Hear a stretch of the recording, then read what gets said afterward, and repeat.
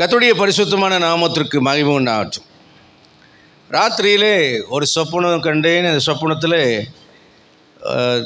ஆண்டவரை போல ஒருவர் பேச ஒரு வார்த்தையை நான் கேட்டேன்.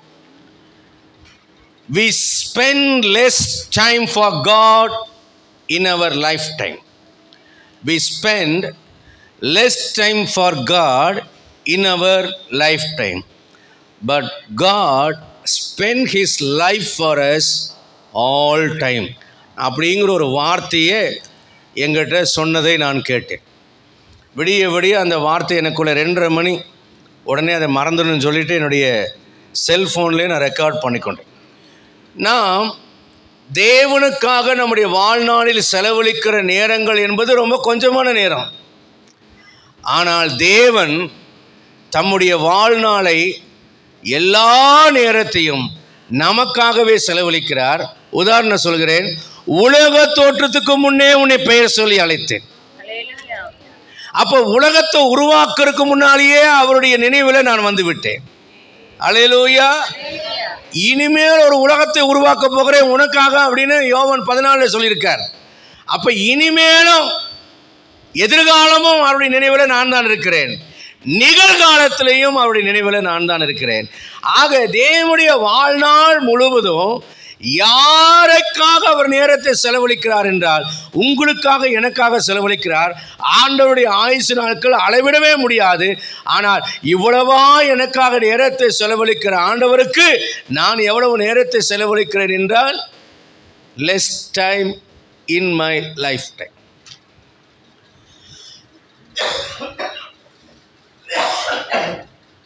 எபிரேயர் 12 அதிகாரம் 28 படிக்கிறோம். அந்த வசனத்தை படிக்கலாம். எபிரேயர் 12:28.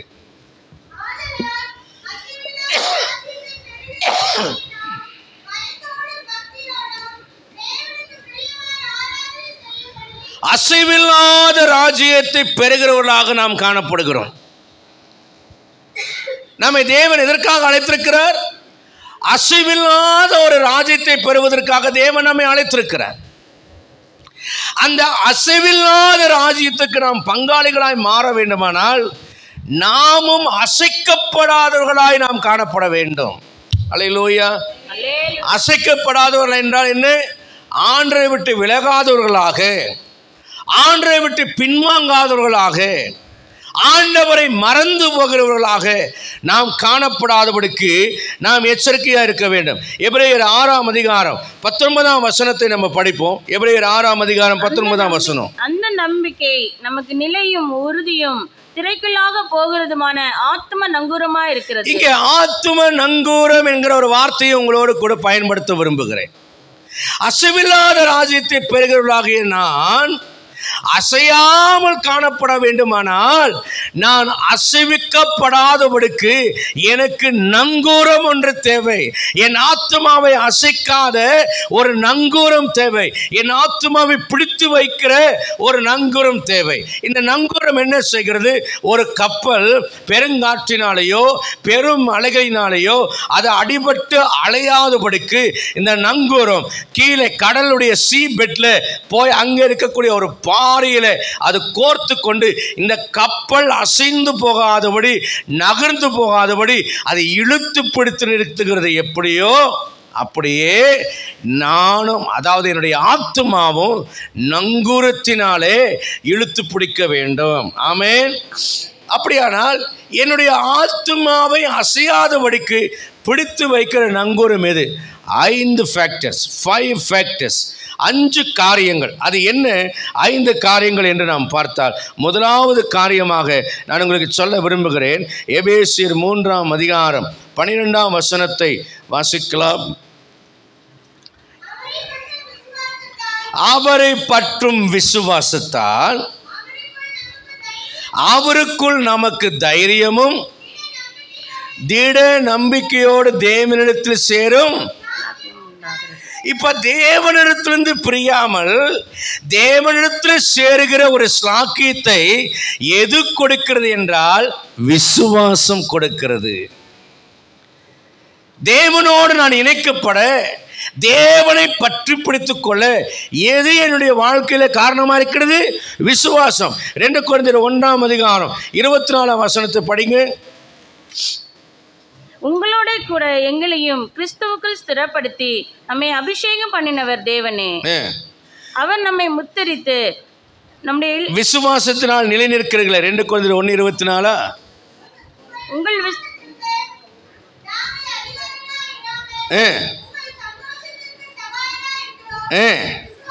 விசுவாசத்தினாலே நிலை நிற்கிறீர்களே. அப்படியானால் எது நம்மை அசைக்காதபடி நிற்க வைக்கிறது? தேவனுக்குள்ள. ஒரு அல்லேலூயா சொல்லுங்க பார்க்கலாம். யாக்கோபு 1:6 சொல்கிறான், சந்தேகப்படுகிறவன் தேவனிடத்திலிருந்து எதையுமே பெற முடியாது. வாசிக்கலாம் யாக்கோபு 1:6. நிறைய வசனத்தை வாசிக்க வேண்டியதா இருக்கும். அவன் எவ்வளவாகிலும் சந்தேகப்படாமல் விசுவாசத்தோடு கேட்க கடவன். சந்தேகப்படுகிறவன் காற்றினால் அடிபட்டு அலைகிற கடலின் அலைக்கு ஒப்பாயிருக்கிறான். ஒரு அல்லேலூயா சொல்லலாமா? என்ன அலைகள் ஒப்பா இருக்கிறான்?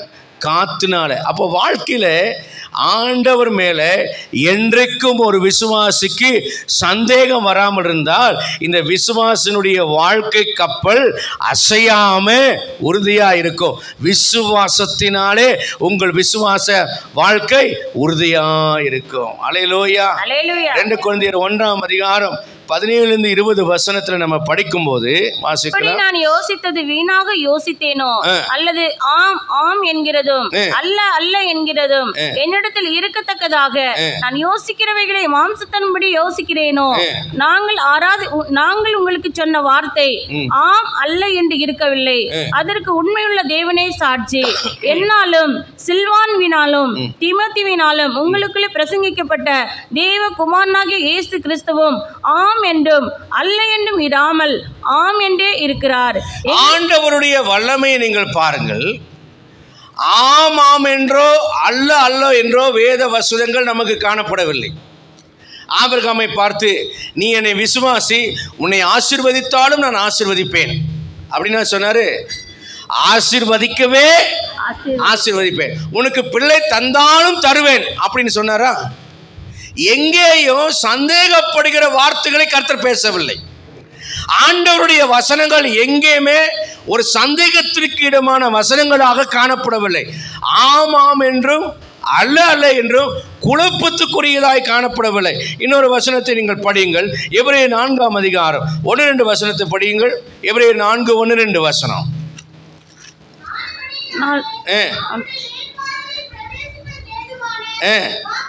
இளைப்பாறுதலில் பிரவேசிப்பதற்கு ஏதுவான வாக்குத்தத்தம் நமக்கு உண்டாயிருக்க பாருங்க, உங்களில் ஒருவனும் அதை அடையாமல் பின்வாங்கி போனவனாக காணப்படாதபடிக்கு பயந்திருக்க கடவோம்.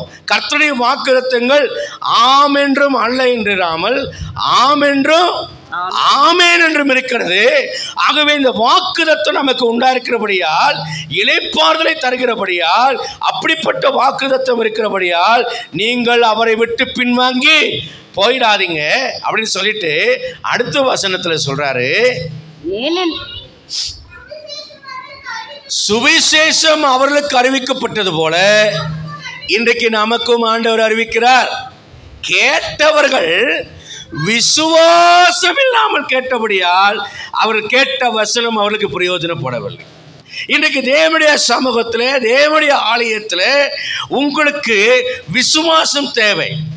கர்த்தர் உனக்கு ஒரு காரை தருவேன் என்று சொன்னால் எனக்கு அப்படிப்பட்ட பிரசங்களில் உடன்பாடு இல்லை.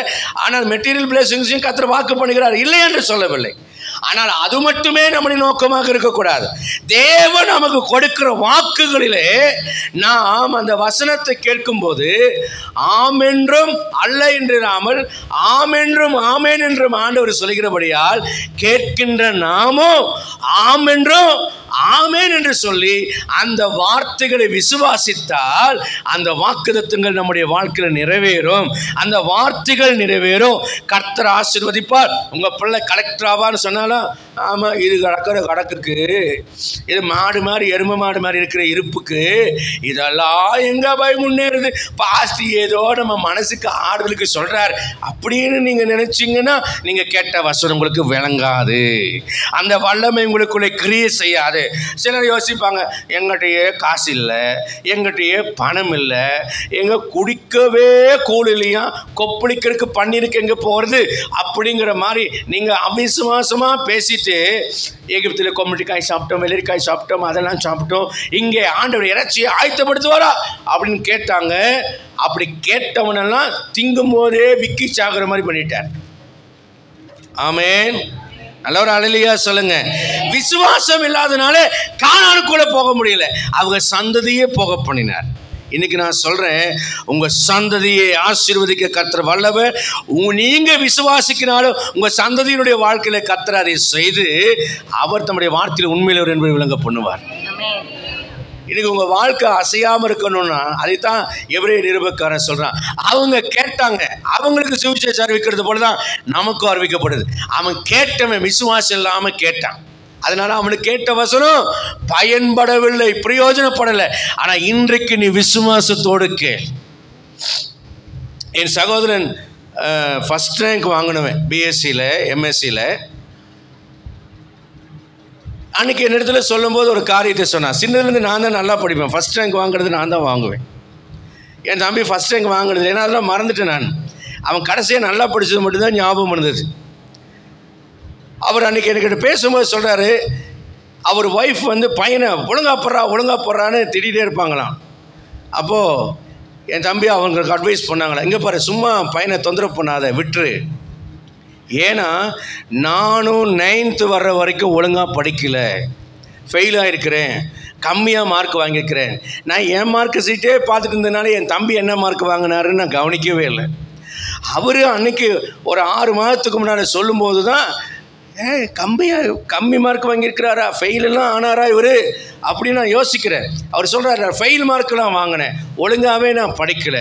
ஆனால் 9th அப்புறம் திடீர்னு கண்ணு திறந்த மாதிரி இருந்துச்சு, எல்லாமே புரிய ஆரம்பிச்சிச்சு, மேக்ஸ் எல்லாம் அப்படி தண்ணி மாதிரி வர ஆரம்பிச்சது. டக்குன்னு பாரு செமையாக நான் படிக்க ஆரம்பிச்சிட்டேன். கடைசியில் படிப்புனாலே எனக்கு சாதாரணமாகிடுச்சு. அதனால் நான் ஒய்ஃபுக்கிட்ட சொன்னேன், அவனை ரொம்ப ப்ரெஷர்கள் கொடுக்காத, ஏற்ற காலம் வரும்போது என்னுடைய கண்ணை திறந்தவர் அவனுக்கும் அந்த அறிவை திறப்பாருன்னு சொன்னார். அது வரைக்கும் நிறைய திட்டு வாங்கிட்டு இருந்த பையனை பார்த்து சொன்னாரா, கடவுள் உனக்கு உதவி செய்கிறேன் பாரு. கடைசியில் பாருங்கள், என் தம்பியினுடைய மகன் யூனிவர்சிட்டியில் 98, 99, 99 அப்படி தான் மார்க் வாங்கி, அந்த மார்க் வாங்கினா தான் அந்த யூனிவர்சிட்டியில் இடம் கிடைக்கும். ஆனால் அவன் +2 படிக்கிற ஸ்கூல்லையே பிரின்ஸிபல் கூப்பிட்டு, ஜெர்மி நீ ரொம்ப ஆசைப்படாத, சில சமயம் ஆண்டர் கேட்பார், சில சமயம் ஆண்டர் ஜெபத்தை கேட்க மாட்டார், நம்ம அட்ஜஸ்ட்மெண்ட் பண்ணிக்கணும்னு சொன்னாராம். இவன் சொன்னான், இல்லை, ஐ ஃபெய்த் இன் காட், நிச்சயமாக என்னால் முடியும், ஆண்டு எனக்கு உதவி செய்வார். கடைசியில் அந்த ஃபஸ்ட் கிளாஸ் மார்க் வாங்கி அந்த டிஸ்டிங்ஷனில் இருக்கிறவனுக்கு தான் அந்த இடங்கிற காலேஜில் அவர் மார்க் வாங்கி அட்மிஷன் வாங்கிட்டார். தேவன் அற்புதங்களை செய்ய வல்லவர்.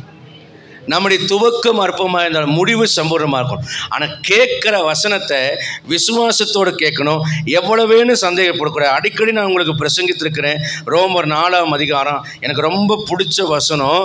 அந்த 22, 23 வசனத்தில் நீங்கள் படித்து பாருங்க.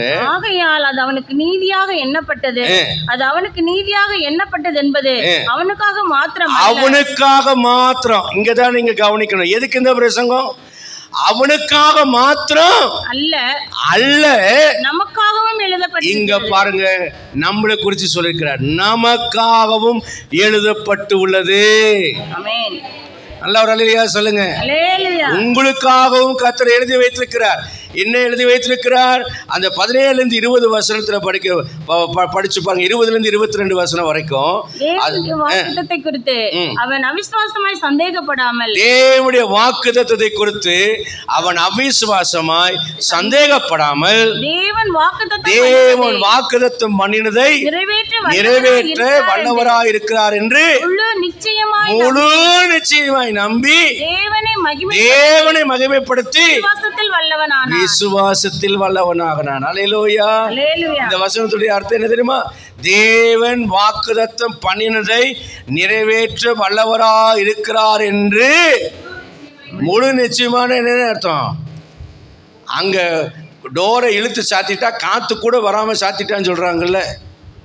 அங்க வேற சாத்தானுக்கோ உங்க உள்ள சந்தேகத்துக்கோ அவிசுவாசத்துக்கோ எந்த டவுட்டுக்கோ அங்க என்ன இல்லை, இடம் இல்லைங்க, அவ்வளோதான், இடமே இல்லை. அப்படி ஒரு விசுவாசத்தை வச்சுட்டு அதனுடைய வெளிப்பாடு, இவன் முழு நிச்சயமாக நம்புறதனுடைய வெளிப்பாடு என்ன தெரியுமா? தேவனை மகிமைப்படுத்துகிறான். எப்படி மகிமைப்படுத்துகிறான்?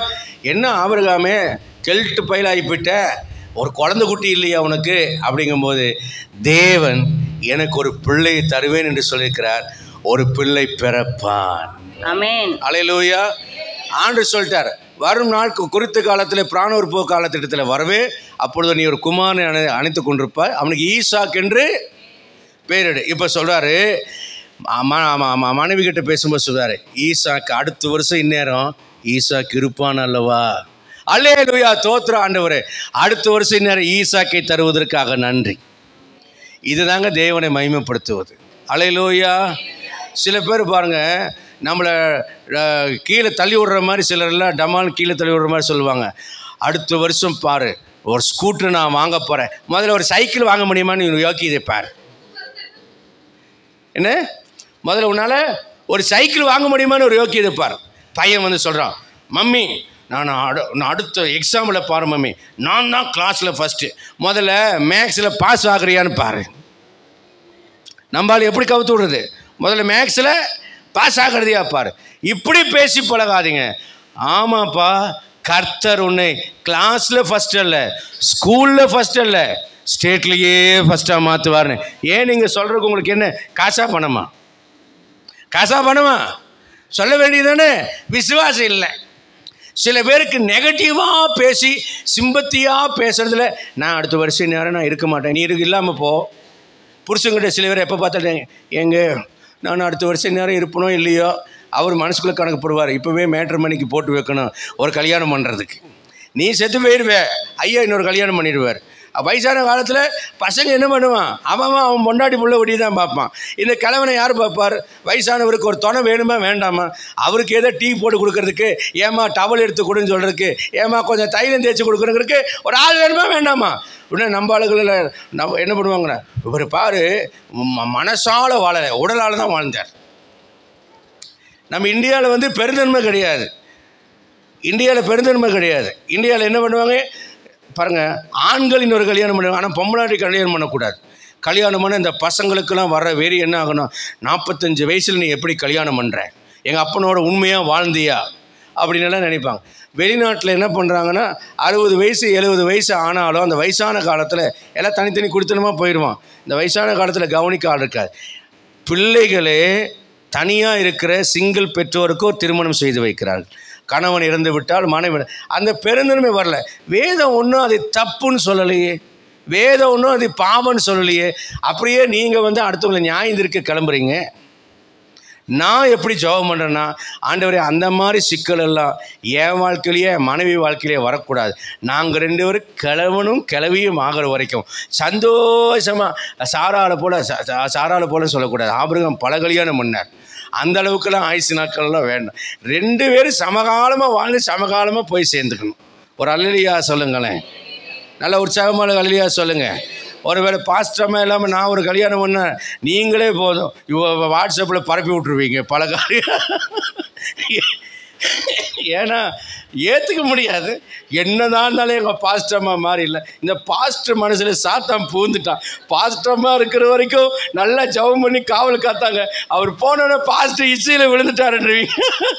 ஏன்னா அப்படி கல்யாணம் பண்ண பாஸ்டர் இல்லை, அப்படி தான் பேசுகிறாங்க. மனைவி இறந்து போய் கல்யாணம் பண்ண பாஸ்டர் இல்லை, அப்போ என்னை மட்டும் எப்படி விட்டு வைப்பாங்க? அப்படி தான் செய்வாங்க. நான் உஷாராக இருக்கேன். ஆண்டவரே, என் மனைவி என்னை அடக்கம் பண்ணுற வரைக்கும் உயிரோடு இருக்கணும். என் மனைவி கிட்ட சொல்லுவேன், ஜிப்பா வேஷ்டியில் வச்சு என்னை நல்லபடியாக நல்லடக்கம் எங்கள் அம்மாட்ட கொண்டு போய் பண்ணிவிடு, எங்கள் அம்மா கூட நான் படுத்துக்கொள்ளணும், எங்கள் அம்மா பக்கத்தில் கொண்டு போய் என்னை அடக்கம் பண்ணிவிடுன்னு சொல்லி என் மனைவி கிட்ட சொல்லி அப்படி தான் நான் ஜெபிக்கிறேன். என் மனைவிக்கு உடல்நலம் இல்லாமல் போய்விட்டது. நான் கொஞ்சம் இடையில கொஞ்சம் அதிகமாக பெருசாக உன்னை ஜெபிக்காமல் இருந்தேன் என் மனைவிக்காக. அப்புறம் நான் கர்த்தரை உணர்த்தினேன், உன் மனைவிக்காக நீ ஜெபம் பண்ணு. ஈசாக்கு ரெபேக்காளுக்காக ஜெபம் பண்ணினா, அப்போ ரெபேக்காளுக்கு பிள்ளைகளை கர்த்தர் கொடுத்தார். உன் மனைவிக்காக ஜெபம் பண்ணுன்னு சொன்னார். நான் ஜெபம் பண்ணேன் பாருங்கள், 3 மாதமாக மருந்து சாப்பிட்டு ஸ்லோவாக மாறிட்டு இருந்துச்சு. ஆனால் நான் ஜெபம் பண்ணி 3 நாளில் முகமே மாறிடுச்சு. என் மனைவி முகத்தை இப்போ போய் பாருங்கள். 3 நாள் தான் ஜெபம் பண்ணுங்க, 3 நாளுதே சேஞ்ச் ஆகிடுச்சு. அப்போ என்ன நடக்குது அப்படின்னா, என் பாப்பா அங்கேருந்து முறைக்கிறார், வாடா வீட்டுக்கு வாடா உன்னை பார்த்துக்கிறேன். மனைவிக்காக ஜெபம் பண்ணுங்க. இன்னொன்று என்ன தெரியுமா, ஒரு கணவன் மனைவி எவ்வளோ அன்பாக சந்தோஷமாக நீங்கள் வாழ்கிறீங்களோ அதை பார்த்து தான் உங்கள் பிள்ளைங்க அவங்களுடைய மனைவியோட கணவனோட வாழ்வார்கள். நான் என்ன பண்ணுவேன்னா, நடந்துக்கிட்டு உட்காந்துட்டு படுத்துட்டு அப்படியே ஆல்வேஸ் ஜெபம் பண்ணிருப்பேன். எனக்கு என்னென்னா ஒரு விரும்பு, இவங்க முன்னால் நான் ஜெபம் பண்ணுறேன்னு காமிக்கணும், எனக்கு என்ன அவசியம் அப்படிங்கிற ஒரு இருமாப்படுறதுனால ஒரு 10 வருஷமாக நான் நீ பார்க்குற மாதிரி ஜெபம் பண்ணால் தான் நான் ஜெபிக்கிறவனா, அப்படிலாம் நான் காமிக்க மாட்டேன் அப்படின்ட்டு தெரிஞ்சேன். ஒவ்வொரு நாளும் என் பிள்ளைகிட்ட, நீ ஜெபம் பண்ணுறியா, பசங்கிட்ட ஜெபம் பண்ணுறியா, ஏன் ஜெபம் பண்ண மாட்டேங்கிற, நாங்களாம் அந்த காலத்தில் அப்படின்னு சொல்லிட்டு இருந்தேன். ஆண்டவர் சொன்னார், நீ கண்ணுனால் கண்டு காதால் கேட்டால் தான் எல்லாமே மாறும். அதனால் நீ உன் பிள்ளைகள் கண்கள் காண ஜெபம் பண்ணணும்னு சொன்னாலும் நான் கீழ்ப்படியலை.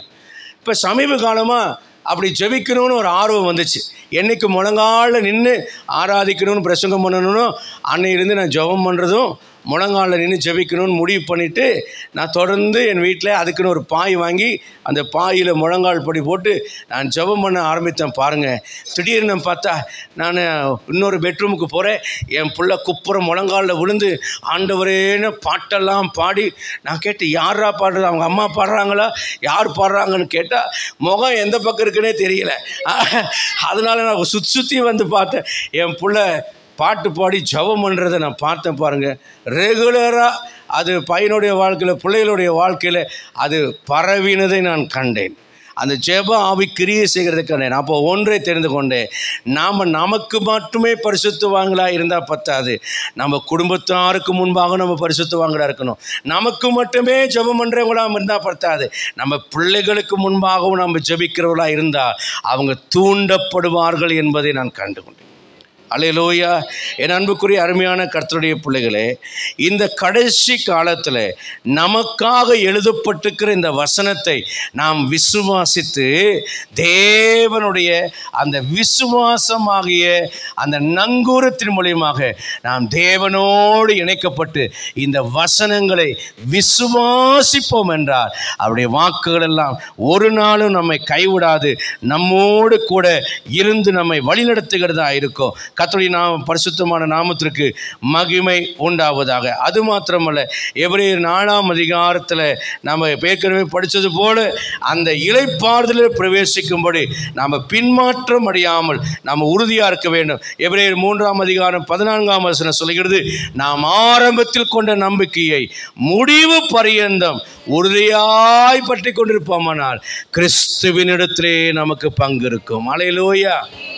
விசுவாசியுங்கள், கர்த்தருடைய வசனங்களை விசுவாசியுங்கள், கர்த்தருடைய வார்த்தைகளை விசுவாசியுங்கள்.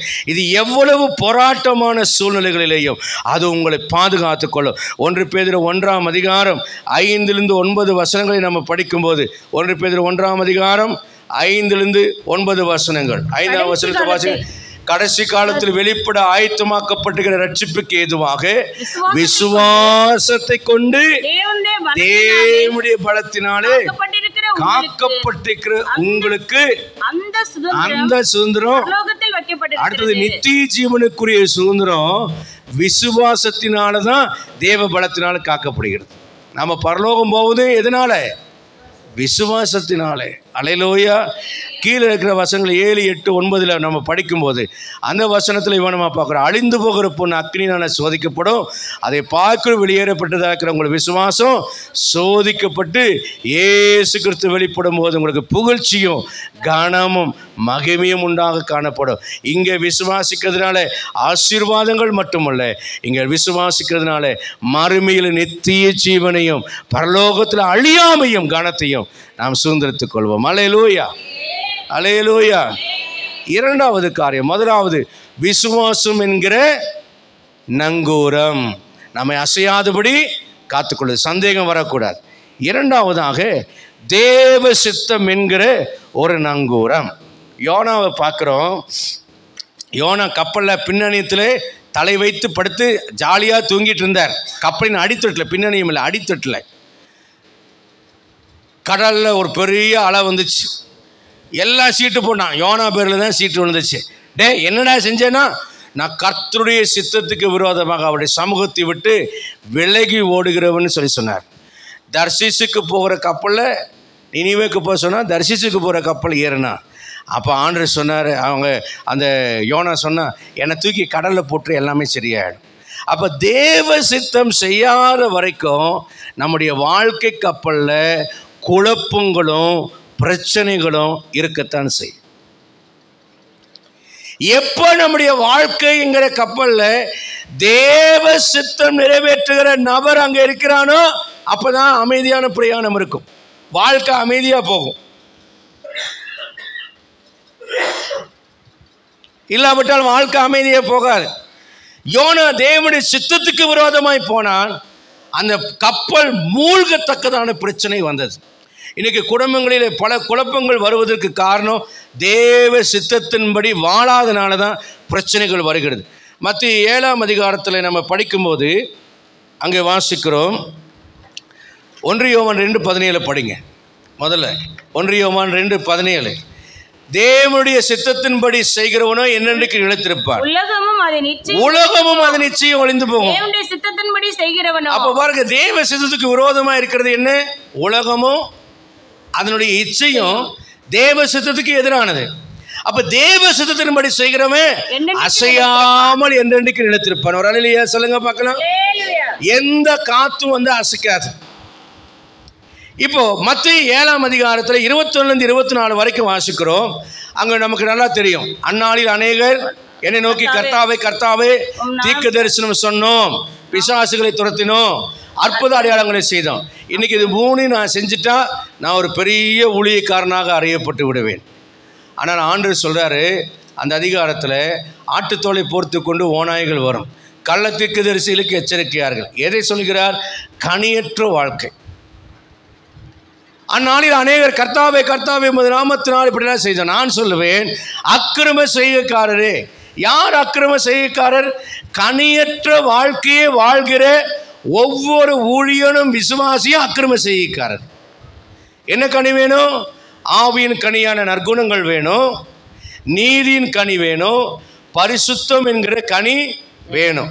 அப்ப கனியற்ற ஒரு வாழ்க்கையை வாழ்ந்து கொண்டு தீர்க்க தரிசனம் உரைக்கலாம், கனியற்ற ஒரு வாழ்க்கையை வாழ்ந்து கொண்டு அற்புத அடையாளங்களை செய்யலாம், கனியற்ற வாழ்க்கையை வாழ்ந்து கொண்டு பேய் பிசாசுகளை துரத்தலாம். தீர்க்க தரிசனத்துக்கு மயங்காதே, பேய் பிசாசு துரத்துவதை கண்டு மயங்காதே, அற்புத அடையாளங்களை செய்வதை கண்டு மயங்காதே, அமெரிக்கா பாஸ்டர் என்று யூரோப்பியன் பாஸ்டர் என்று மயங்காதே. உங்க பாஸ்டர் தேவ சித்தத்தின்படி ஊழியம் செய்கிறவனான்னு பார்க்கணும். ஒரு விசுவாசி தேவ சித்தத்தின்படி வாழ்கிறவர்களா என்று பார்க்கணும். இப்போ எது தேவ சித்தம்னு ஷார்ட்டாக சொல்லிட்டாரு. நிறைய தேவ சித்தங்களை பரிசுத்தமாக இருக்க வேண்டும் என்பது தேவ சித்தம், நீங்கள் கனியுள்ளவர்களாக இருக்க வேண்டியது தேவ சித்தம்னு நிறைய தேவ சித்தத்தை குறித்து படிக்கலாம். ஆனால் ஒரே ஒரு வார்த்தையில் தொகையாக அடங்கியிருக்கிறது என்ன?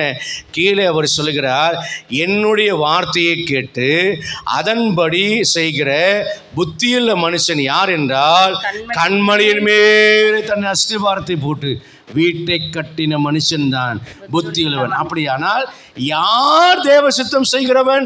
தேவனுடைய வசனத்தின்படி யார் கீழ்ப்பணிந்து நடக்கிறானோ அவன்தான் தேவ சித்தத்தின்படி செய்கிறவன். ஒரு அல்லேலூயா சொல்லலாமா?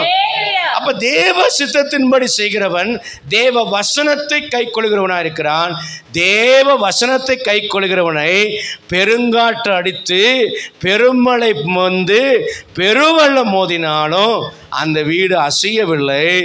ஏனென்றால் இவனுடைய கப்பல் தேவ சித்தம் என்கிற நங்குரத்தினாலே அது இணைக்கப்பட்டிருக்கிறபடியால் எந்த காற்றுகளும் அவனை அசைக்க முடியாது. அல்லேலூயா. யோபை நாங்கள் பார்க்கிறோம், வனாந்தரத்திலிருந்து பெருங்காற்று 4 முனைகளிலும் அடித்தது. ஆனால் யோபு எல்லாவற்றிலிருந்து நிர்வாணியாய் மாறினார். அவர் என்ன சொல்ல, கர்த்தர் கொடுத்தார், கர்த்தர் எடுத்தார், சோத்திரம்னு சொல்லிட்டு அவர் தன் உத்தமத்திலே உறுதியாக இருந்தார். அதாவது கர்த்தருடைய வார்த்தையை பிடித்து கொண்டவராக அவர் காணப்பட்டார். ஆகவே யோபினுடைய வாழ்க்கையை பிசாசினாலே அழிக்க முடியவில்லை. நீங்கள் தேவ சித்தம் செய்கிறவர்களாக இருந்தால் பிசாசினாலே உங்களை அழிக்க முடியாது. நீங்கள் என்ன செய்ய வேண்டும்? ஒவ்வொரு நாளும் ஒரு காரியத்தை உறுதிப்படுத்த வேண்டும். மத்திய 6:10 சொல்லப்பட்ட வண்ணமாய் பரமண்டலத்திலும் உடைய சித்தம் செய்யப்படுகிறது போல என்னிலே உடைய சித்தம் செய்யப்படுகிறதா என்று பார்க்க வேண்டும். அல்லேலூயா. அதில் நீங்கள் உறுதியுள்ளவராக இருக்க வேண்டும். தேவ சித்தத்தினுடைய இன்னொரு காரியம் என்னவென்றால், நிறைய நேரங்களில் நம்ம ஜெபம் பண்ணி நமக்கு கிடைக்காவிட்டால் நாம் சோர்ந்து போகிறோம்.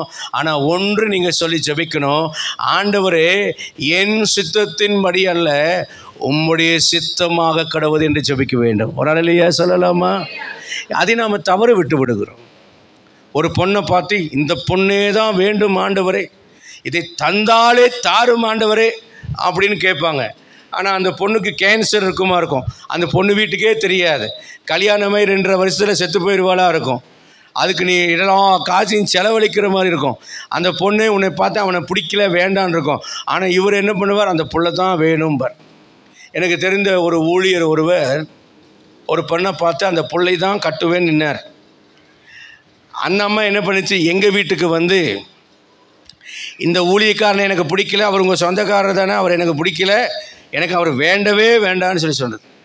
காலமெல்லாம் பார்க்குறோம், சண்டையும் சச்சரவுமா அவருடைய குடும்ப வாழ்க்கையும் ஊழிய வாழ்க்கையும் தேய்ந்து கொண்டே போய் கொண்டிருக்கிறதை நான் பார்க்குறேன்.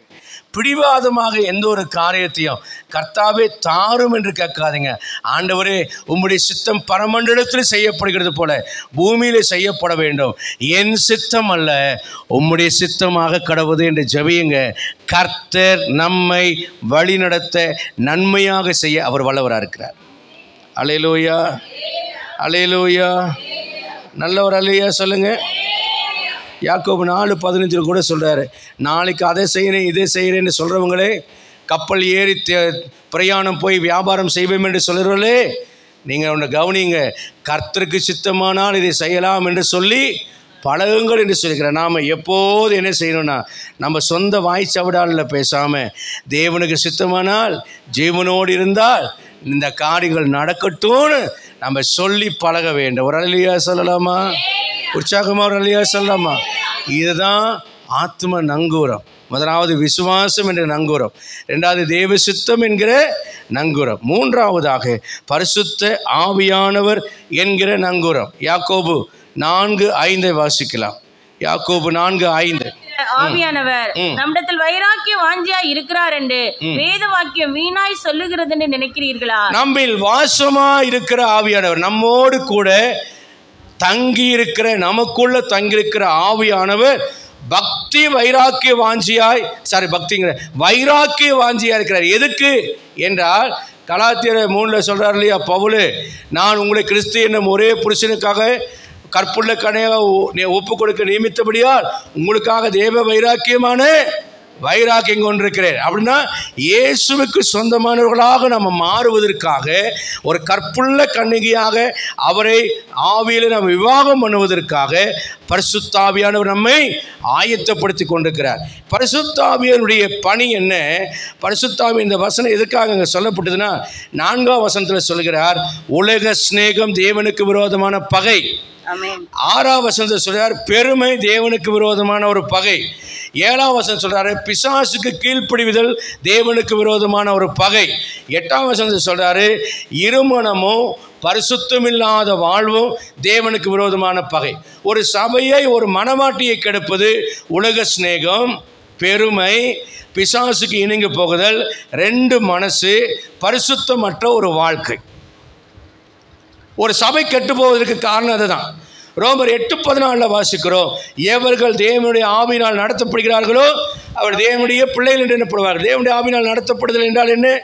1 யோவான் 2:27 சொல்கிறது, நீங்கள் அவரால் பெற்ற அபிஷேகம் உங்களை நிலைத்திருக்கிறது, ஒருவரும் உங்களுக்கு போதிக்க வேண்டியதில்லை, அந்த அபிஷேகமே சகலத்தையும் கொடுத்து போதிக்கும், அது சத்தியமாக இருக்கிறது, அது போதித்தபடியே அதில் நீங்கள் நிலைத்திருப்பீர்களாக என்று வசனம் சொல்கிறது.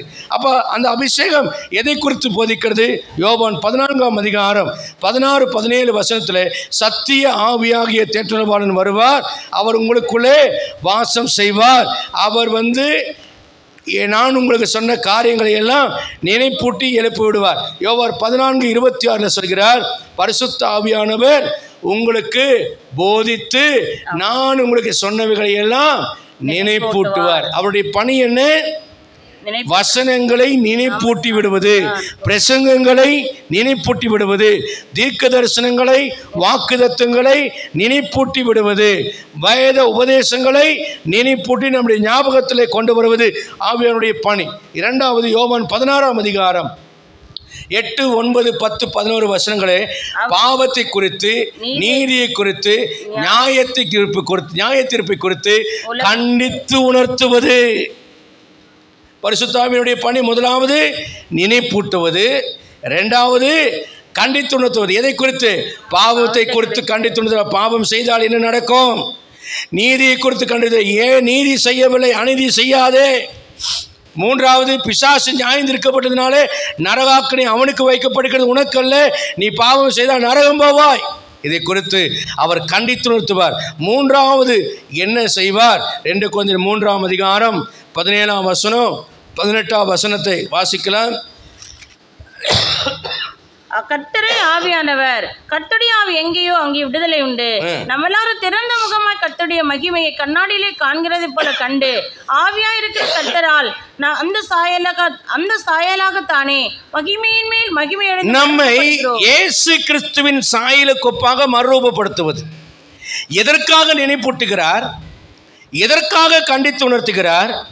எதற்காக போதிக்கிறார் என்றால், கிறிஸ்துவின் சாயலிலே நாம் வளருவதற்காக. கிறிஸ்துவின் சாயலிலே நம்ம வளர்ந்த பின்பு அவருக்கு மனவாட்டியான சபையாக நாம் எடுத்துக்கொள்ளப்படுவதற்காக. அப்படியானால் கண்ணாடியிலே காண்கிறது போல இந்த சாயலை பரிசுத்த ஆவியானவர் நமக்கு காண்பிக்கிறார். என்னையா கண்ணாடியிலே காண்கிறது என்றால், யாக்கோபு 1 20-25 வசனத்தில் பேசுகிறதுக்கு கோபிக்கிறதுக்கு தாமதமாய் மனுஷனுடைய கோபம் தேவனுடைய நீதியை நடப்பிக்க மாட்டாதே. ஆகையால் நீங்கள் எல்லாவித அழுக்கையும் கொடிய துர்க்குணத்தையும். இப்ப இந்த வசனத்தை சொல்றது நான் சுருக்கமா சொல்லி கடந்து போற நேரமாகறனால, உங்கள் ஆத்துமாக்களை ரட்சிக்க வல்லமை உள்ளதா இருக்கிற வசனத்தை. அப்ப வசனம் என்ன செய்யுமா? நம்முடைய ஆத்துமாவை ரட்சிக்கும். எந்த வசனம்? பாவம், நீதி, நியாய தீர்ப்பை குறித்து கண்டித்து உணர்த்துகிற வசனம். தேவன் எப்படி இருக்கிறார் என்று அவருடைய சாயலை நமக்கு சுட்டி காட்டுகிற வசனம். பரலோகத்தை குறித்தும் பரலோகத்தை குறித்தும் நரகத்தை குறித்தும் நமக்கு பேசப்படுகிற வசனம் நம்முடைய ஆத்மாவை என்ன செய்யும்?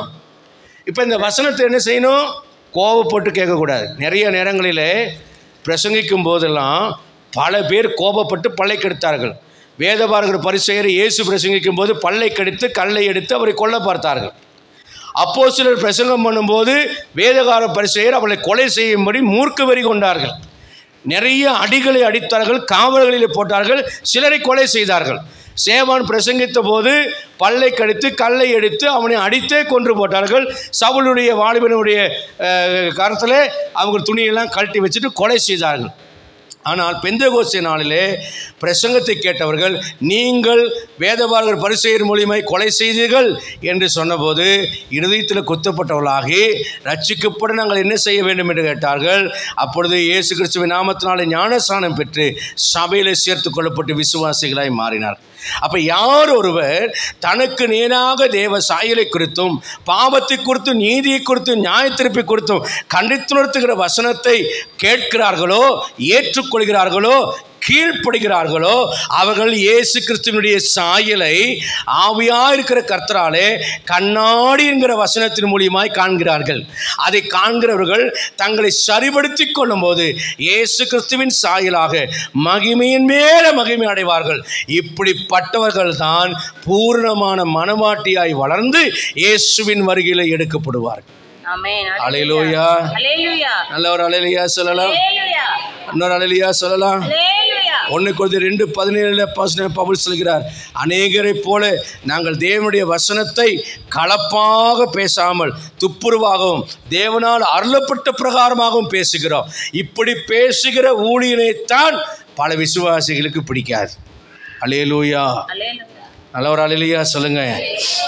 என்றைக்குமே உங்கள் இருதயத்தில் சொரக்குன்னு குத்துற மாதிரி எந்த பாஸ்ட்டு பிரசங்கம் பண்ணுறாரோ அந்த பாஸ்ட்டை விட்டு போகாதீங்க, அந்த சபையை விட்டு போகாதீங்க. நீங்கள் கேரண்டியாக பரலோகம் போயிடுவீங்க. அல்லேலூயா. நல்லவர் அல்லேலூயா சொல்லுங்க. அப்படியானால் பரிசுத்த ஆவியானவர் ஒரு ஆத்தும நங்கூரம். முதலாவது விசுவாசம் என்கிற நங்கூரம், இரண்டாவது தேவ சித்தம் என்கிற நங்கூரம், மூன்றாவது பரிசுத்த ஆவியானவர் என்கிற நங்கூரம், நான்காவது நங்கூரம் 1 யோவான் 1ஆம் அதிகாரம் 1-7 வசனங்களை நீங்கள் படியுங்கள். வாசிக்கிற சீக்கிரமாக. ஆதி முதல் இருந்ததும் நாங்கள் கேட்டதும் எங்கள் கண்களினாலே கண்டதும் நாங்கள் நோக்கி பார்த்ததும் எங்கள் கைகளினாலே தொட்டதுமா இருக்கிற ஜீவ வார்த்தையை குறித்து உங்களுக்கு அறிவிக்கிறோம்.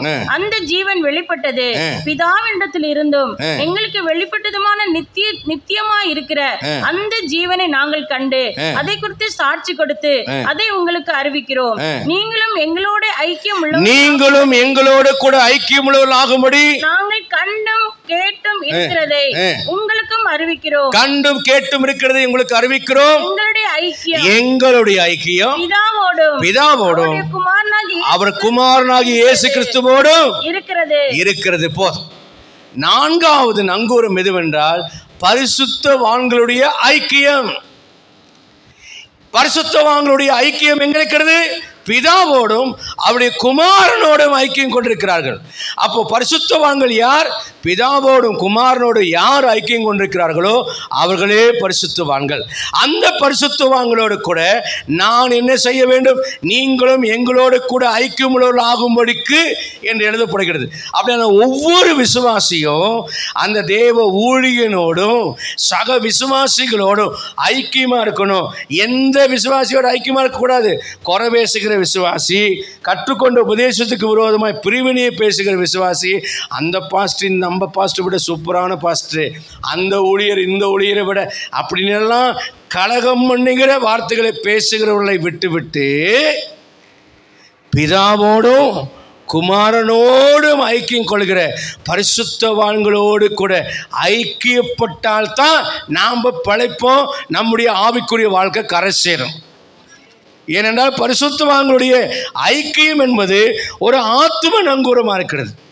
நான் நிறைய நல்ல பரிசுத்தவான்களோடு கூட அப்படி ஒரு நல்ல ஐக்கியத்தையும் தொடர்பையும் ஏற்படுத்தி வைத்திருக்கிறேன். அது எனக்கு அநேக நேரங்களிலே அது என்னை பாதுகாக்கிறது, என்னை பரிசுத்தமாக்குகிறது, என்னை இன்னும் முன்னேற வைக்கிறது, என்னை ஆசீர்வதிப்பதாக அது காணப்படுகிறது. அல்லேலூயா. 2 கொரிந்தியர் 6ஆம் அதிகாரத்தில் 14-18 வசனம் நமக்கு தெரியும். கிறிஸ்துவுக்கும் பேலியாளுக்கும், அதை கிறிஸ்துவுக்கும் பிசாசுக்கும் ஐக்கியம் இல்லை, தேவனுடைய ஆலயத்துக்கும் விக்கிரங்களுக்கும் ஐக்கியம் இல்லை, அவிசுவாசிகளோட விசுவாசிகளுக்கு ஐக்கியம் இல்லை. அவங்களை விட்டு நீங்கள் வேறு பிரிஞ்சா நான் உங்களை ஏற்றுக்கொண்டு உங்களுக்கு பிதாவாக இருப்பேன், நீங்கள் எனக்கு குமாரனும் குமார்த்திகளுமாய் இருப்பீர்கள் என்று சொல்கிறார். அல்லேலூயா. இப்போ நம்ம என்ன செஞ்சிட்டார் ஆண்டவர்? அங்கே சர்ச்சுக்கு வெளியே இருக்கிற உலகத்திலிருந்து நம்ம வேறு பிரித்து நம்ம எல்லாம் ஒன்றாக வைத்திருக்கிறார். நம்ம பல இடங்கள், பல மொழி, பல காரியங்களை உடையவர்களாக இருந்தோம். இன்னைக்கு கிறிஸ்துவுக்குள் நம்மை ஒன்றாக ஐக்கியப்படுத்தி பரிசுத்தவான்களாக வைத்திருக்கிறார். என்ன செய்கிறார்? எபேசியர் 2ஆம் அதிகாரம் 19, 20, 22 வசனங்களை நம்ம வாசிக்கும் போது, இனி நீங்கள் அந்நியர் அல்ல, பரதேசிகள் அல்ல, பரிசுத்தவான்களோட கூட. ஒரு அல்லேலூயா சொல்லுங்க. எந்த பரிசுத்தவான்கள்? அப்போஸ்தலர், தீர்க்கதரிசிகள் என்கிற பரிசுத்தவான்களோடு கூட இன்றைக்கு உங்க காலத்தில் ஜீவிக்கிற பரிசுத்தவான்களோடு கூட ஒரே நகரத்தாரும் தேவனுடைய வீட்டாருமாய் இருந்து பாருங்க. பேதுருவோடு கூட எனக்கு ஒரு ஐக்கியம் இருக்கிறது, யோவானோடு கூட ஒரு ஐக்கியம் இருக்கிறது. எப்படி என்றால் அவர்கள் மூலியமாக தேவன் எழுதப்பட்டிருக்கிற இந்த வேத வார்த்தைகளுக்கு கீழ்ப்படுகிறதுனால நான் அவர்களோடு கூட ஐக்கியப்பட்டவனாக இருக்கிறேன். அல்லேலூயா. அப்போஸ்தலர், தீர்க்கதரிசிகளுடைய அஸ்திபாரத்தின் மேல் கட்டப்பட்டவராக இருக்கிறது. இதுக்கு இயேசு கிறிஸ்து மூளைக்கிறாங்க. இயேசு கிறிஸ்து, அதுக்கப்புறம் அப்போஸ்தலர், தீர்க்கதரிசிகள், இப்பொழுது பல பரிசுத்தவான்கள், அவர்களோடு கூட நாம் ஐக்கியப்பட்டிருக்கிறோம். இன்னைக்கு உங்கள் ஐக்கியம் யாரோடு இருக்கிறது என்கிறதை நீங்கள் பார்க்கணும். நீதிமொழிகள் 13ஆம் அதிகாரம் 20ஆம் வசனம் சொல்கிறது, ஞானிகளோடு சஞ்சரிக்கிறவன் ஞானம் அடைவான். அப்போ நல்லா கவனிங்க. சில பேர் என்ன பண்ணுவாங்கன்னா, சர்ச்சை முடிச்சோடனே யாருக்கிட்டையும் பேச மாட்டேன்னு போவாங்க. பிசாசினுடைய ஒரு பெரிய தந்திரம் என்னவென்றால் உங்களுக்குள்ளே பிரிவினை அனுப்புவதும் உங்களை சிதறடிப்பதும் தான் பிசாசினுடைய மாபெரும் தந்திரம். நல்லா கவனிங்க, எல்லாரோடையும் பேசுங்க, சிரியுங்க, பழகுங்க. ஆனால் என்ன செய்யணும்னா, எப்படி மீனை சாப்பிடும்போது மீனை மார்க்கெட்லேருந்து வாங்கிட்டு வந்து அப்படியே சமைச்சு சாப்பிட்றவங்க எத்தனை பேர் கரங்களை வைத்து வர இல்லையா சொல்லுங்க? என்ன செய்றீங்க? மீனை வாங்கிட்டு வந்து அப்படியே சாப்பிடுவேன், ஹார்லிக்ஸ் சாப்பிட்ற மாதிரி சொல்கிறீங்களா? இல்லை இல்லை, மீனை வாங்கிட்டு வந்து என்ன பண்ணுறீங்க? கழுவி செதில் எடுத்து செவில் எடுத்து இறகுகளெல்லாம் வெட்டி குடலெல்லாம் எடுத்து அது இருக்கிற அசுத்தங்களெல்லாம் நீக்கி அதுக்கப்புறம் நல்லா அலம்பி உப்பு மஞ்சத்தூள் புளியெல்லாம் போட்டு கழுவி அதுக்கப்புறம் அது என்ன செய்கிறீங்க? சமைத்து பயன்படுத்துவீங்க. அந்த மாதிரி ஒவ்வொரு விசுவாசியும் நீங்கள் சமைச்சு பயன்படுத்துங்க. புரியுதா உங்களுக்கு? அதாவது வேண்டாம், அவங்கக்கிட்ட வேண்டாத காரியம் இருக்க தான் செய்யும். யாரும் பூரணப்பட்டவங்கள ரெண்டு புறணி பேசத்தான் செய்வாங்க. சிலருக்கெல்லாம் சொரிஞ்ச மாதிரி சொரிஞ்சவங்களுக்கு புறணி பேசாமல் இருக்க முடியாது. 10 நிமிஷம் பேசினாலும் 2 பேர் பற்றியாவது தப்பாக எடுத்துக்காதீங்க பாஸ்டர், ஜபம்ன்றதுக்காக சொல்கிறேன்னு சொல்லியாவது ஒரு புறணி பேசினாதான் அந்த மண்டை என்ன செய்யும். நான் சின்னதில் படிச்சுக்கிறேன், இந்த வேதாளமும் அப்புறம் ஏதோ ஒரு ராஜா கதை, வேதாளத்தில் அவன் சுமந்துட்டு போவான். வேதாளம் ஒரு கதை சொல்லும். அப்புறம் அந்த கதைக்கு அவன் விடுகதைக்கு பதில் சொல்லலைன்னா உன் மண்டை வெடிச்சிருங்க. அப்புறம் அவன் வேறு வழி இல்லாமல் பதில் சொல்லணும். அந்த மாதிரி சிலருக்கு ஏதாவது ஒரு புறணி பேசலைன்னா மண்டை வெடிச்சிடும். அதனால் 10 நிமிஷம் பேசினாலும் ஒரு 2 குறையாக சொன்னால் தான் அவங்க ஆத்து மாறும். நீங்கள் என்ன பண்ணால் அந்த புறணியை பேசுறதை அதை விடுங்க சிஸ்டர், அதை அப்புறம் பார்த்துக்கலாம், நாம் அதுக்கு முன்னால் அவங்களுக்காக ஜெபம் பண்ணுவோமா அப்படின்னு கேளுங்க. அவங்கள பற்றி பேச மாட்டாங்க. குறை இருக்கும். நீங்கள் அவங்கள பார்த்தோன்னா டப்புக்குன்னு காக்கா வலிப்பு வந்த மாதிரி வெட்டிட்டு போகிறது, அவங்க உங்களை பார்த்தோன்னா திடீர்னு இந்த என்னது தொட்டாச்சு நீங்கள் பார்த்தோன்னா டப்புக்குன்னு அப்படியே உள்ள வெளியே வாசப்பட்டில் கை வெளியே வந்துட்டு இப்படி பார்த்துட்டு டப்புக்குன்னு அப்படியே மண்டையை இழுத்துட்டு அப்படியே பின்னால் போகிற மாதிரி இதெல்லாம் செய்யாதீங்க. பரிசுத்தவான்களோடு ஐக்கியப்படுங்க. மோதட்டும். நான் 9th படிக்கும்போது பெபிள்னு ஒரு கூழாங்கலை பற்றி படித்தேன். இந்த கூழாங்கல் எப்படி உருவாகுதுன்னு நேரு இந்திரா காந்திக்கு கதை எழுதுகிறார், லெட்டரில் எழுதுகிறார். மலையில் உருண்டு மழை வெள்ளம் அதிலெல்லாம் அடித்து ஒன்றோடு ஒன்று மோதி அதனுடைய ஷார்ப் எஜ்ஜு முரட்டுத்தனமான எஜ்ஜெல்லாம் உடஞ்சி தேஞ்சு கடைசியில் அது ஆத்தங்கரையில் கொழுமையான மொழுன்னு ஒரு கல்லாக வரும் அப்படின்னு சொல்கிறார். மோதல் இல்லாமல் காதல் இல்லை. நான் சொல்லுகிற காதல் உலக காதல் அல்ல, அன்பை சொல்லுகிறேன். அல்லேலூயா. மோதல் வரத்தான் செய்யும். சண்டையே போடாத புருஷன் பொண்டாட்டி அப்படின்னு சொன்னால் ஒருவேளை ஆதாம் ஏவாளான்னு தெரியல எனக்கு. இல்லை, அவங்களும் சண்டை போட்டாங்க. ஆமாம், நான் ஆதாம் காட்டி கொடுத்துட்டான்ல. அங்கே சண்டை போடாத புருஷன் பொண்டாட்டியே கிடையாது. மோதல் வரத்தான் செய்யும். வெளியே என்னதான் கொஞ்சம் பேசினாலும் உள்ளுக்கு வெளியே அதிகமாக கொஞ்சம் பேசுகிறவங்கலாம் பயங்கரமாக வீட்டுக்குள்ளே சண்டை போடுறவங்க. சைக்காலஜி தெரிஞ்சுங்க. வெளியே அப்படியே உரசி நடக்கிறவங்க, அந்த மேட்சிங் ட்ரெஸ் போடுறவங்க, இவங்க தான் பயங்கரமாக ஒருத்தருக்கு சண்டை போடுறவங்களா இருப்பாங்க. உள்ள பயங்கரமாக சண்டை போடுறனால தான் வெளியே கல்லறையை வந்து நல்லா அலங்காரம் பண்ணி கட்டுறாங்க. புரியுதா உங்களுக்கு? ரைட். உள்ளேயும் அலங்காரமாக இருந்தால் ரொம்ப நல்லது. வெளியே மட்டும் அலங்காரமாக இருந்து அப்படியே இப்படி கொஞ்சிறது என்ன, அப்புறம் இப்படின்னு தடவுறது என்ன, டார்லிங்னு பிடிக்கிறது என்ன, அதெல்லாம் விடுங்க. முதல்ல அந்தரங்கத்தில் 2 பேரும் உண்மையாக அன்பு கூறுங்க. ஆமென். விசுவாசிகளுடைய வாழ்க்கையில் அப்படித்தான் நிறைய ஆகாத காரியங்கள் இருக்கும். ஆகாதவைகளை பார்க்காதீங்க. உங்களுக்கு தேவையானது வாங்க. மார்க்கெட் போகிறீங்க, உங்களுக்கு தேவையில்லாத தேங்காய் மட்டையை வச்சுருப்பான். நான் தேங்காய் வாங்க வந்து இவன் தேங்காய் மட்டை வச்சுருக்கேன்னு திட்டிட்டு போவீங்களா? தாண்டி போயிடுவீங்க. நீங்கள் கறி வாங்கலான்னு போவீங்க, அவன் அடுப்பு கறி வச்சுருப்பான். கறி வாங்கலான்னு வர இவன் அடுப்பு கறி வச்சுருக்கான்னு திட்டுவீங்களா? நெல் வாங்கலான்னு போவீங்க, அவங்க தவிடு விற்றுட்டு இருப்பான். இவன்டா நெல் வாங்குற இடத்த தவிடு விற்கிறான்னு திட்டுவீங்களா? நெல் எங்கே கிடக்குதுன்னு பார்க்குறீங்களே?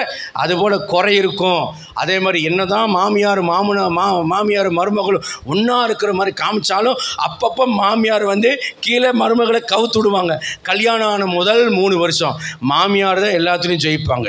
3ஆவது வருஷம் கழித்து மகன் எங்கே என்ன ஆயிடுவார், மருமகிட்ட நாக் அவுட் ஆனதுக்கப்புறம் இப்போ மாமியார் பேசுவாங்க, என்னடாம்மா பொண்ணு கண்ணு, ஏன்னா வேறு வழி இல்லை. ஏன்னா மகன் என்ன பண்ணிட்டான், மருமகிட்ட நாக் அவுட் ஆகிட்டான், நாக்கு தள்ளிருச்சு, ஆள் அவுட் ஆகிட்டான். அதனால் அட்ஜஸ்ட் பண்ணி போகணும். என்ன சொல்ல வரேன்னா, மோதல் இருக்கத்தான் செய்யும். ஆனால் போக போக போக எல்லாமே சரியா. ஒரு அல்லையா சொல்லுங்கள். அன்பில் வளருங்கள், ஐக்கியத்தில் வளருங்கள். இயல்பாகவே நம்முடைய மாம்ச குணங்கள் மாற நாம் ஐக்கியப்பட்டு தான் ஆகணும். நிறைய நேரங்களில் நாம் ஐக்கியத்தை வெறுக்கிறோம், சபையினுடைய ஐக்கியத்தை வெறுக்கிறோம். சபையினுடைய ஐக்கியத்தை வெறுக்காதீங்க.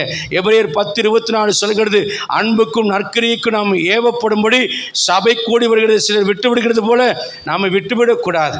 எபிரேயர் 3:13 சொல்கிறது, ஒருவனும் பாவத்தின் வஞ்சனையினால் கடினப்பட்டு போகாதபடிக்கு நீங்கள் நாடோறும் ஒருவருக்கொருவர் புத்தி சொல்லுங்கள் என்று சொல்லப்படுகிறது.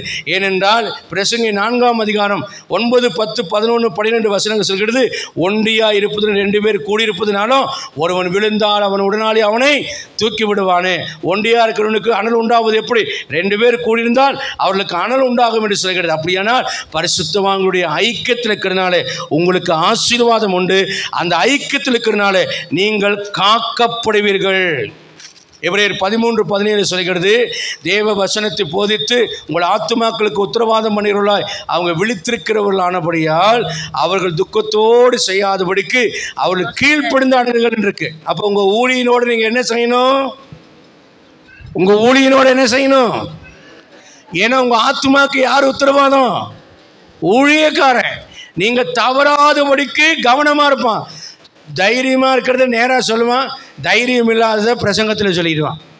ஒரு அல்லேலூயா சொல்லுங்களேன். ஆமாம், நேராக சொன்னால் சண்டைக்கு வரக்கூடியதெல்லாம் பிரசங்கத்தில் சொல்லிடுவான்.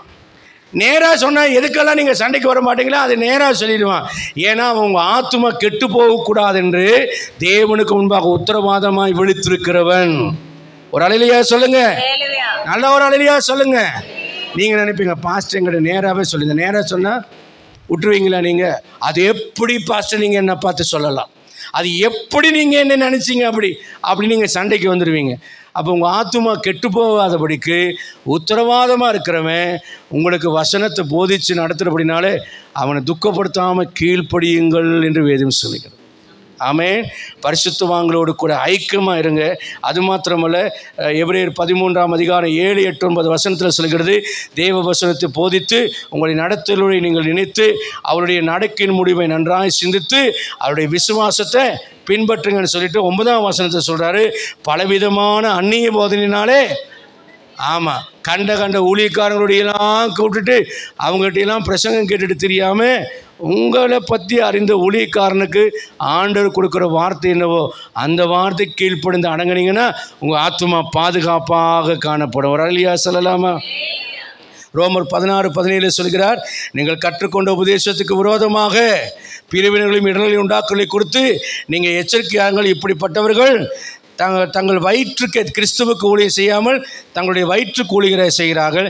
இவங்க இச்சக பேச்சுகளினாலும் நயவசனிப்பினாலும் கபடில்லாதவருடைய இருதயங்களை அவர் வஞ்சிக்கிறார்கள். பாருங்கள், அப்படிப்பட்டவர்கள் நம்முடைய கர்த்தராக இயேசு கிறிஸ்துவுக்கு ஊழியம் செய்யாமல் தங்கள் வயிற்றுக்கே ஊழியம் செய்து நயவசனிப்பினாலும் இச்சக பேச்சினாலும் கபடில்லாதவருடைய இருதயங்களை.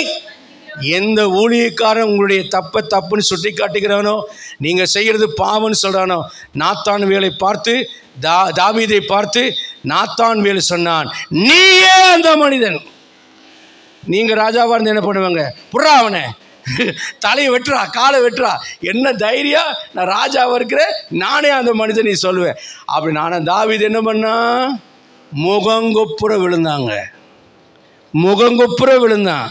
அதனால தான் இன்னைக்கும் தாவீதை குறித்து இயேசு தாவீதின் குமாரன் என்று அழைக்கப்படுகிறார். ஊழியக்காரன் நீயே அந்த மனுஷன். பேதுரு என்ன பிரசங்கம் பண்ணார்? நீங்கள் பிரதான ஆசாரியர் மூலியமாக இயேசுவை கொலை செய்தீர்கள் சொன்னாங்க. உடனே அந்த ஜனங்க 3000 பேர் என்ன பண்ணாங்க?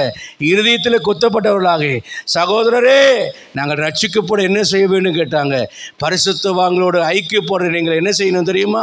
நான் ரட்சிக்கப்பட என் போதகர் தேவ வசனத்தை பிரசங்கம் பண்ணுகிறார், நான் சாந்தமாக ஏற்றுக்கொள்வேன். ஏற்றுக்கொண்டா உங்கள் வாழ்க்கை படகு அசையாது, அது நங்கூரமாக இருக்கும். ஏன்னா பரிசுத்தவான்களுடைய ஐக்கியம் நங்கூரமாக உங்களை பாதுகாக்கும். அல்லேலூயா சொல்லலாமா?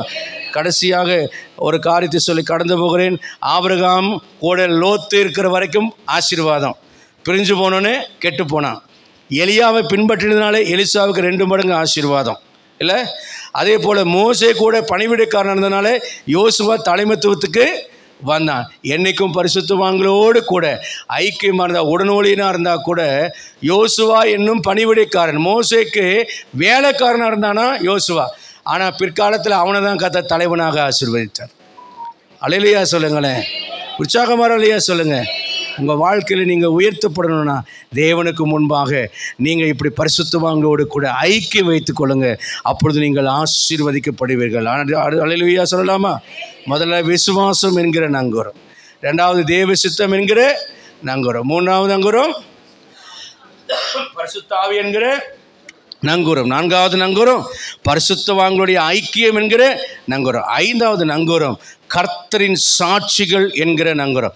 எபிரேயர் 12ஆம் அதிகாரம் 1ஆம் வசனத்தை படிங்க. ஆகையால் மேகம் போன்ற திரளான சாட்சிகளை நம்மை சூழ்ந்து கொண்டிருக்க, பாரமான யாவற்றையும் நம்மை சுற்றி இருக்கிற பாவத்தையும் தள்ளிவிட்டு விசுவாசத்தை துவக்கிறவர் முடிக்கிறவருமாக இருக்கிற அவரே நோக்கி நம்முடைய ஓட்டத்தில் பொறுமையோடு கூட ஓட கடவோம். அல்லேலூயா. அப்போ மேகம் போன்ற சாட்சிகள் என்பது நமக்கு முன்பாக ஓடி மறைந்த பரிசுத்தவான்கள். மேகம் வெள்ளையாக இருக்கும், அதனால் மேகம் கார் மேகம் கருப்பாக இருக்குன்னு என்னை மடக்கக்கூடாது. புரியுதா? நம்மளுக்கு ஏழை கூடமா சாயந்தர நேரத்தில் மேகம் சிகப்பாக இருக்குது பாஸ்டர் அப்படின்னு சொல்லக்கூடாது.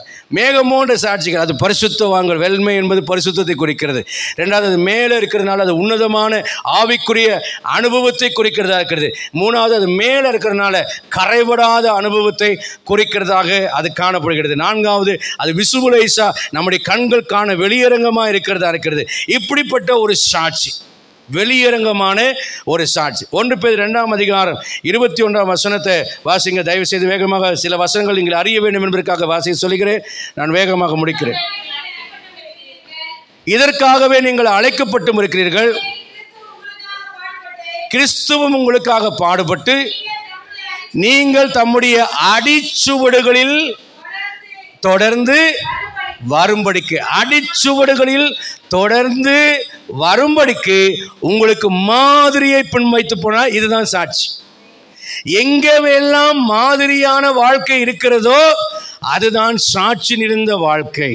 அப்படியானால் முன்மாதிரியாக நடக்கிற மக்களை நோக்குங்கள். இன்னைக்கு யூடியூப்ல போடுற ஊழியக்காரர்களை நோக்காதிருங்கள்.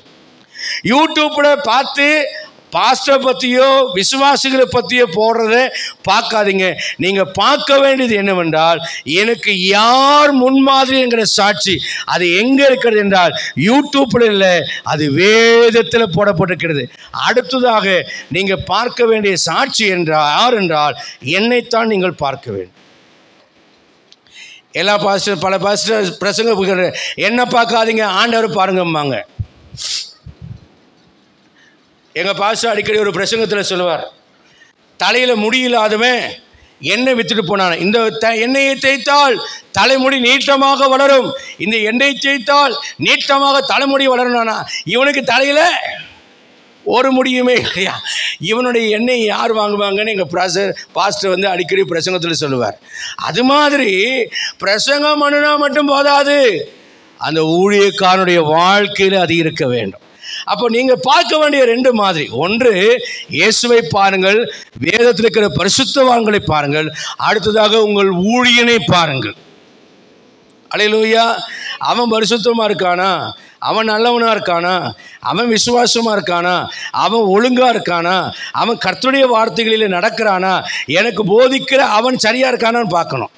எல்லோரும் சொல்லுவாங்க அதெல்லாம் பார்க்கக்கூடாது. இல்லை, பாருங்கன்னு சொல்கிறேன். பார்த்தீங்கன்னா தான் என்னுடைய பண கஷ்டமெல்லாம் தெரிஞ்சு நிறைய காணிக்கை கொடுப்பீங்க. அதான் தைரியமாக சொல்கிறேன். நீங்களா இல்லை பாஸ்டர் நாங்களாம் பார்க்க மாட்டேன்னு சொல்லுங்க, நான் கதவை திறந்து வச்சு கூப்பிட்றேன், வாங்க வந்து பாருங்கள். அப்போ தான் என் கஷ்டமெல்லாம் உங்களுக்கு புரியும். எப்படி மோசே பாளையத்தில் தீர்க்கதரிசின்னு சொல்ல அவங்களை தடை பண்ணணும்னா வேண்டாண்டா, இஸ்ரவேலர் எல்லாருமே தீர்க்கதரிசின்னு சொன்னால் எனக்கு பாரம் இருக்காதுன்னு சொல்கிற மாதிரி நான் சொல்லுகிறேன். எல்லாரும் என் வாழ்க்கையை பாருங்கள். பார்த்தீங்கன்னா பரிதாபப்பட்டு எனக்கு நிறைய உதவி செய்வீர்கள்.